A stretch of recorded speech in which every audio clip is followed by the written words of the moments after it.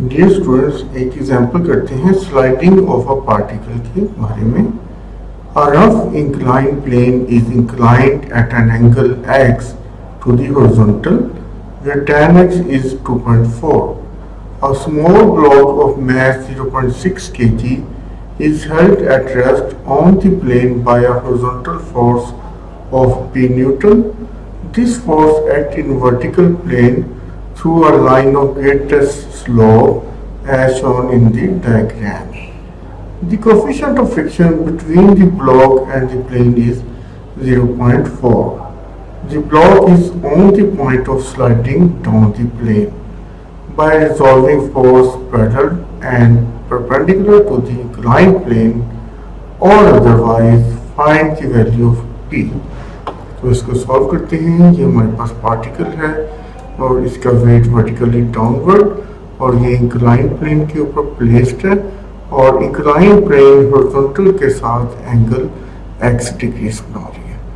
एक horizontal force p Newton की horizontal force वो एक्ट कर रही है और ये एंगल भी x होगा ऑल्टरनेट एंगल्स के through.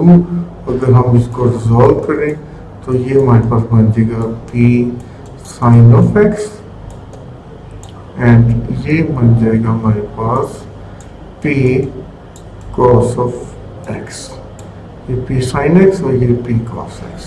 Since on the point of sliding down the plane है इसलिए mu R coefficient of friction mu है और maximum force of friction mu R, क्योंकि ये लिमिटिंग बन जाता है तो maximum force of friction apply होगी और ये अपवर्ड होगी म्यू आर, वेयर आर जो है ये normal component of contact force या रिएक्शन फोर्स है। मैथ हमारे पास 0.6 जबकि W इक्वल टू mg, तो ये बन जाएगा 0.6 टाइम्स 10 दैट इज 6 न्यूटन।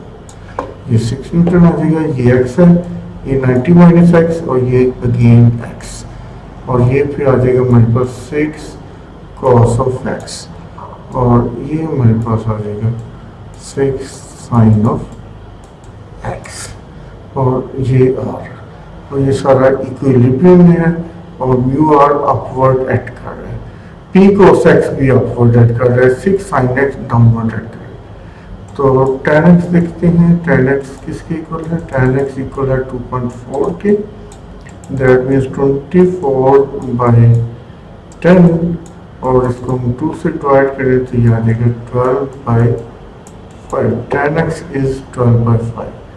तो अगर हम ये ट्राइंगल लगाएं, ये x है तो ये 12 होगा और ये 5 और ये नॉट टू द स्केल है, पाइथागोरस थ्योरम लगाएं तो ये आ जाएगी length 13, because 12 square plus 5 square का स्क्वायर रूट ये 13।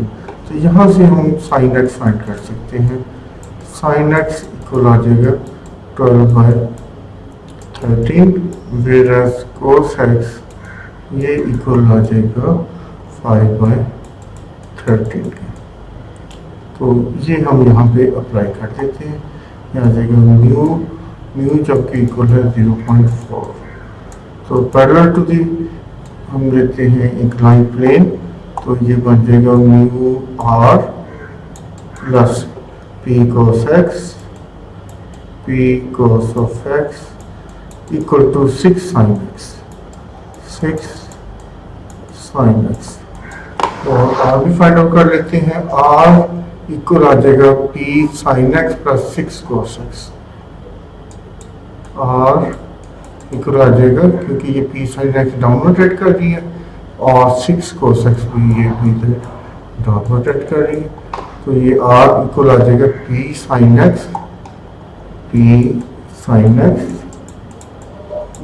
Plus 6 cos x। तो r इक्वल है p और sin x की वैल्यू है हमारे पास 12 बाई 13 इंटू 12 बाई 13 प्लस 6 और cos की वैल्यू है 5 बाई 13। तो ये r बन जाएगा 12p बाई 13 प्लस 30 बाई 13। ये r की वैल्यू आ गई। r इधर प्लग कर लेते हैं तो म्यू है 0.4, म्यू भी प्लग कर लेते हैं और आर प्लग करते हैं। आर है 12p/13 प्लस 30/30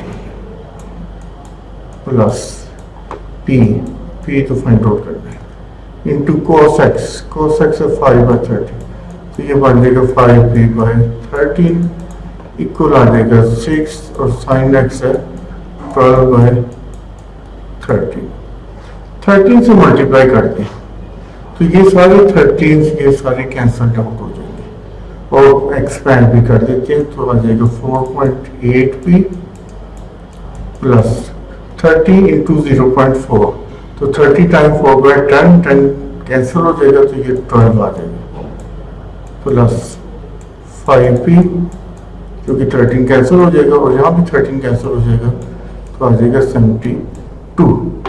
5p और 4.8 ये ऐड हो जाएंगे तो ये बन जाएगा 9.8p इक्वल टू 72 में से 12 को माइनस कर दें तो 72 माइनस 12 ये बन जाएगा 60, तो p equal to 60 over 9.8, 60 divided by 9.8 that means p equal आ जाएगा 6.12।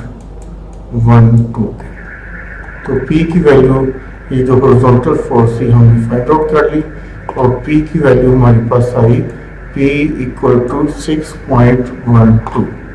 Thank you.